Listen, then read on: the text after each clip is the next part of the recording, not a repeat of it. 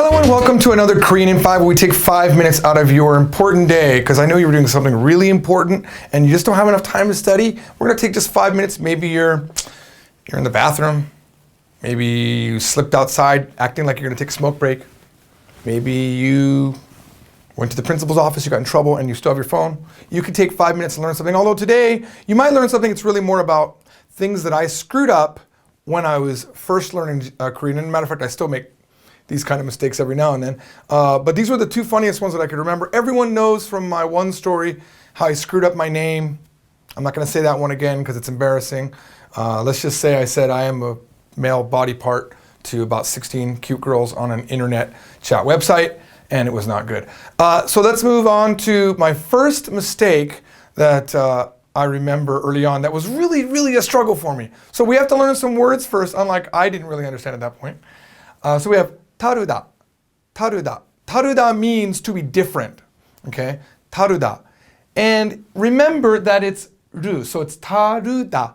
This is what is known as a ru burgyuchik. Burgyuchik means irregular. So it's a ru irregular. Based on that, it does something unique, which I'll show you in a second. And then we have this other word that, if you're brand new to Korean, sounds the same. Taruda, taruda. So the other one was taruda, and this one is taruda. Okay. Now, when you speak Korean, you don't say the da form. The da form is like the dictionary form. That would be like saying to be sweet. Like you want to say, oh, this is sweet. You go, oh, to be sweet. You don't do that in English, and you don't do that in Korean. I think there might be a problem with my slide. Ignore this little sweet right here. Ignore that. Wow. You know what?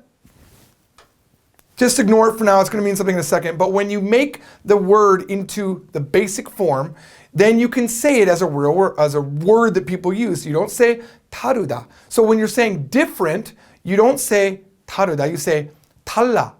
If you have two ryu's in a row, two R's in a row, it becomes an L sound. So it's 달라. And often there'll be a yo at the end, right? So 달라요. It's different. 달라요. All right? Notice how it sounds. Now let's look at what sweet is. Sweet to the untrained ear is the same thing, and I was very untrained at this point. But it's not 달라, it's 타라. 타라. The ryul sound moves to where the yung is. This is just a rule when you're learning Korean. It's a sound change rule that if you have an yung, whatever is here is the patching, the final vowel, the sound moves up. So it's not tal'a, it's tara. So rephrasing, recapping, it's 달라 and tara. Very different to the Korean ear, not to the American ear. So this is what I was saying to people. I was saying I was going to get tea in the 1 million different coffee shops that they have in Korea, and I wanted to know, hey, is the tea sweet? Right? So I would get Earl Grey or some other tea, but let's just use Earl Grey for now, Earl Grey. So I would say, Earl Grey는 달라요? Which to me was, hey, is the Earl Grey sweet? But to them it was, hey, is the Earl Grey different?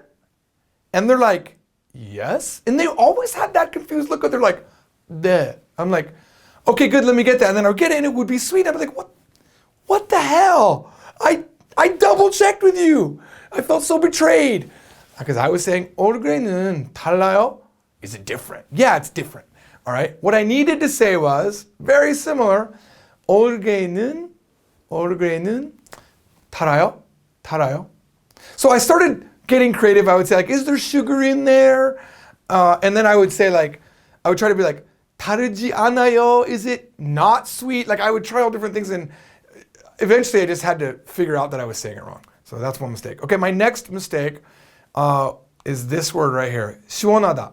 So 시원하다 means to be cool, like temperature-wise, cool. Like it's not like cold, but like a cool day. Like, oh, 시원해. Today's really cool. It's really nice, like a nice spring day, right?